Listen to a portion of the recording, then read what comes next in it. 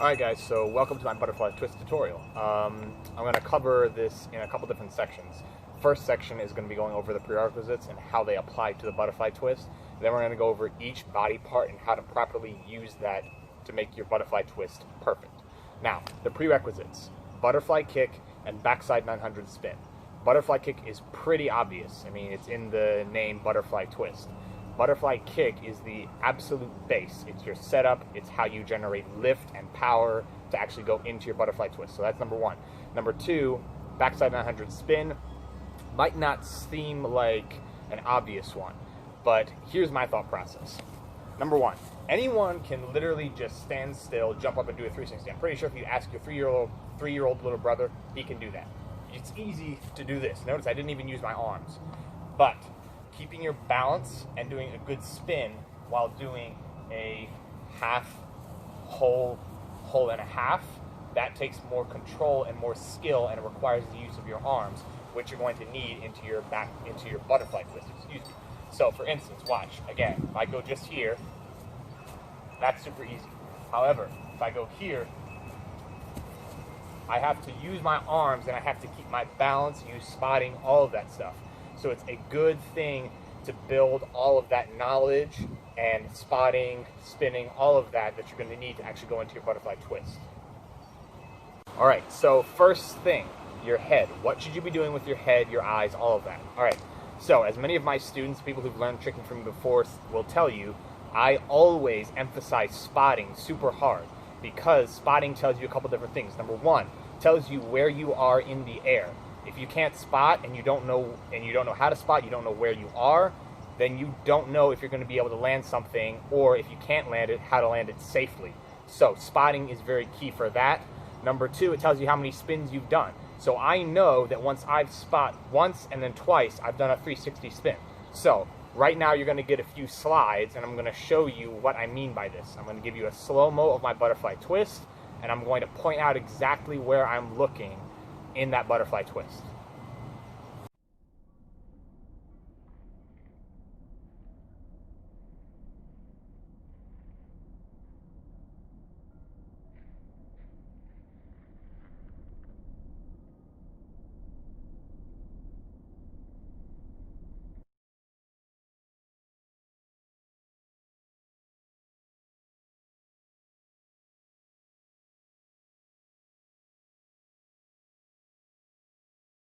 Okay, so now based on those two slides, you should understand where I'm looking.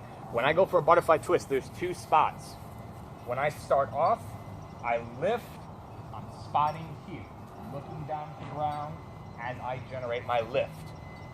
Then, after I spin, twist, I look over my shoulder, spot the ground again. That's the first spot and the second spot that I talked about before.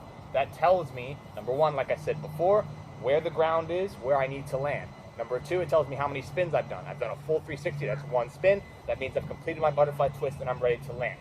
So remember that spotting is very key. Alright, don't just get up in the air and just go, because you have no idea where you are and you're not going to be able to land safely. If you want to practice safely on any surface, grass, mats, concrete even, you need to focus on your spotting in order to do things safely. Alright, so number two, your back. What should you be doing with your back? If you're familiar with a butterfly kick, you should already know what you should be doing with your back. As you dip down and you lift up for your butterfly kick, you then raise your back and your legs and your arms in conjunction to generate that lift. And that leads us into our next section. Alright, legs. So, what should you be doing with your legs? Now, you might think a couple different things. I've had different students tell me different things. But here's what you want to think about. You want to think about your legs doing everything as if it's a butterfly kick, and then they just kind of go limp. Alright? Now, that doesn't mean that once you are ready to land, that they still are limp, but as you are spinning, as you're doing your actual butterfly twist, your legs aren't doing any of the work. All of the twist is happening with your upper body. Your legs are generating the lift along with your back and a little bit of your arms. I'll explain that in a second.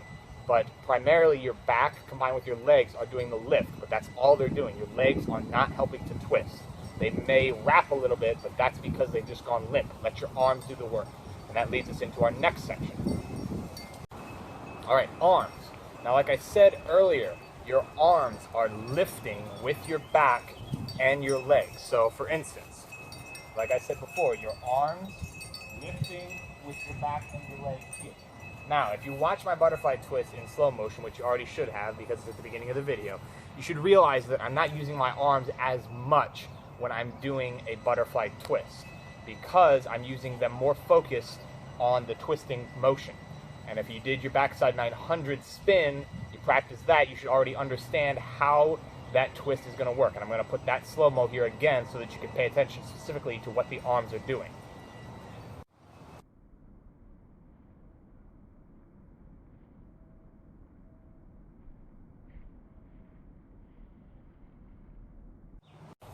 Alright, so you should understand now that when you are spinning, your arms are pulling in this motion.